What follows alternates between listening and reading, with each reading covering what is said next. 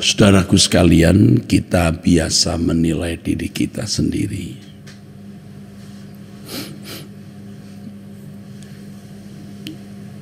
Terutama bagi orang-orang yang masih mau mencari pujian dari manusia, hatinya masih sombong, merasa senang ketika berkeadaan lebih baik dari orang lain menurut anggapannya. Ya. Ini membuat kita atau seseorang gagal mengenali diri di hadapan Allah.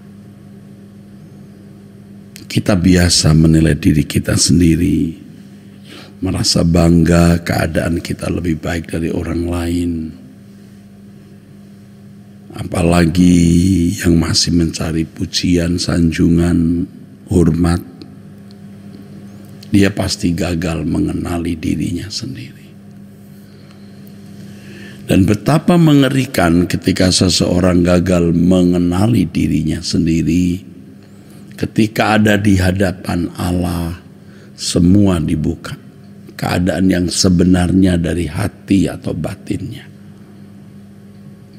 Dan ini yang terjadi orang-orang yang gagal mengenali dirinya.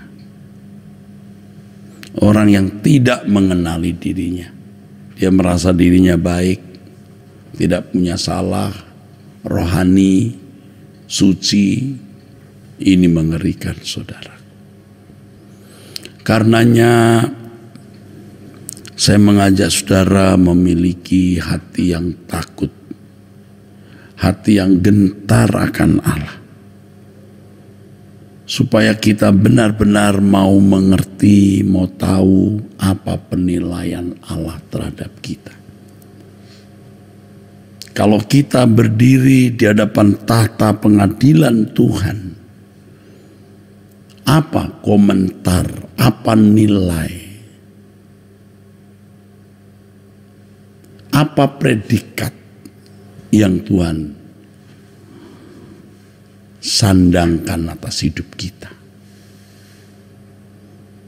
Apakah Tuhan berkata, aku berkenan kepadamu? Atau Tuhan berkata, nyahlah kamu dari hadapanku?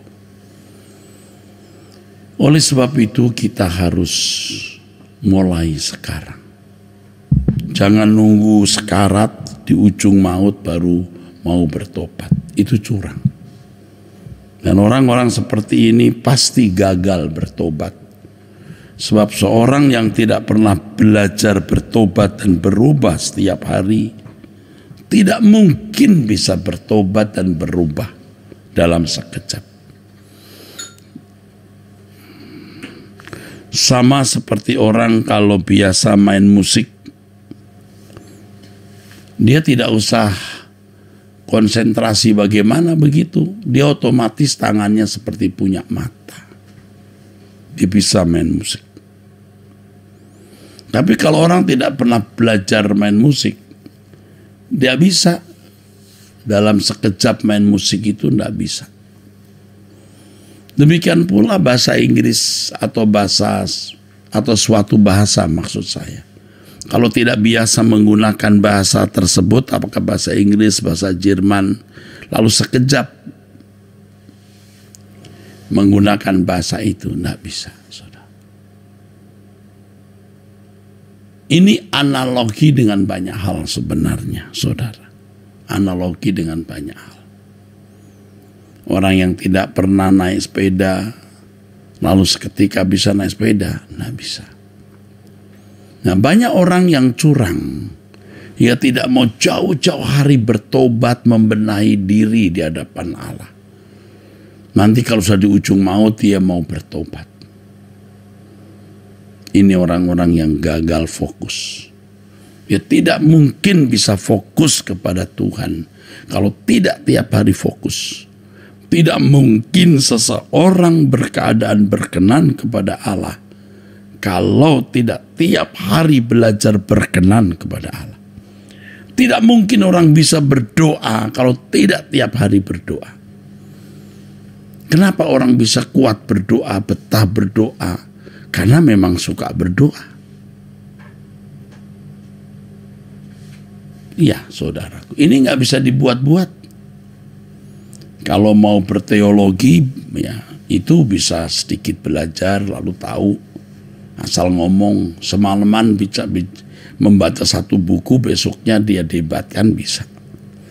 Tapi kalau berdoa ini bicara dialog dengan Allah tidak bisa. Dalam sekejap harus dilatih tiap hari. Nah, ini yang saya ingatkan kepada saudara-saudara sekalian, jangan sampai ketika saudara meninggal dunia ternyata Anda tidak mendapat predikat baik. Ternyata Anda buruk di mata Allah. Seperti yang dikatakan di dalam Mazmur pasal 73, ya saudaraku. Jangan sampai apa yang dikatakan di dalam ayat ini saudara alami, ya. Seperti mimpi pada waktu terbangun, ya Tuhan, pada waktu terjaga, rupa mereka kau pandang hina. Ya, Mazmur 73 ayat 20. Mazmur 73 ayat 20. Muka mereka kau pandang hina. Ini mengerikan, saudaraku. Jadi jangan sampai pada waktu meninggal dunia ternyata muka kita tuh hina.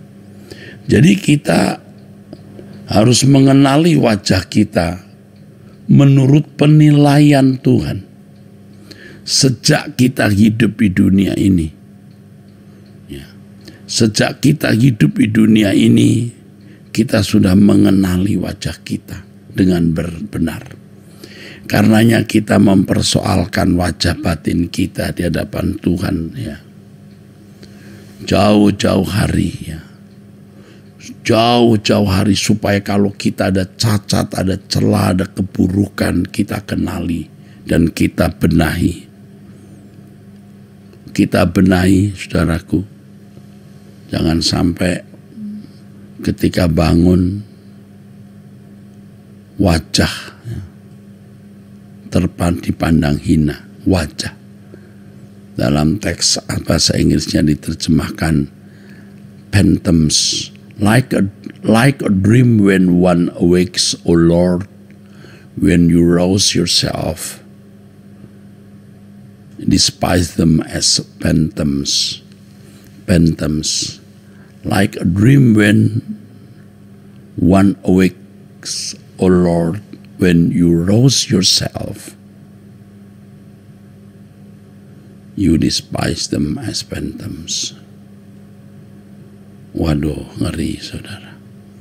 Rupa mereka, kalau dalam bahasa Ibraninya menggunakan kata selem.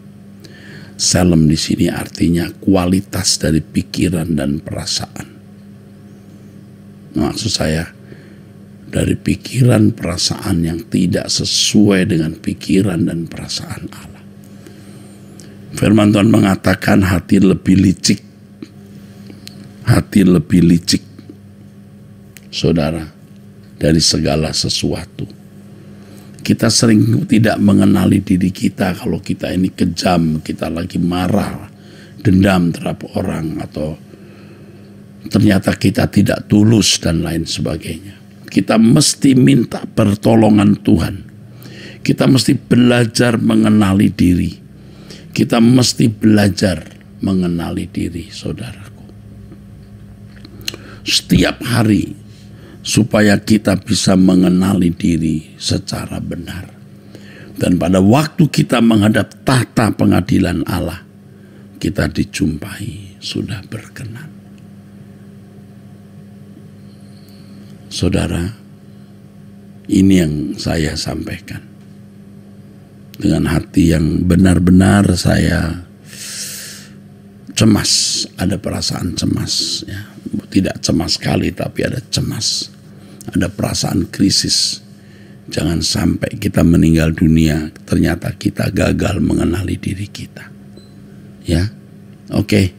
Saya kira cukup. Mari kita berdoa. Bapa, tolonglah kami mengenali diri kami dengan baik. Engkau ajar kami mengenali diri kami dengan baik. Urusan kami hanya Engkau ya Allah ya Bapa. Urusan kami hanya Engkau ya Allah ya Bapa. Berkati Bapa perjalanan kami hari ini. Mohon pengurapan dan pimpinan Bapa untuk doa malam nanti jam 6:30 di Mall Arta Gading. Bapa terima kasih. Dalam nama Tuhan Yesus Kristus. Amin. Saudara, nanti kita doa bersama onsite di Mall Arta Gading jam 6:30. Kita sebaiknya hadir. Ya, sebaiknya hadir. Bisa lewat Truth ID, tapi yang di Jakarta dan sekitarnya yang bisa menjangkau Mall Arta Gading, sebaiknya kita doa bersama. Kita mengalami lawatan Allah malam ini. Ya, sampai jumpa. Tuhan memberkati saudara-saudara sekalian.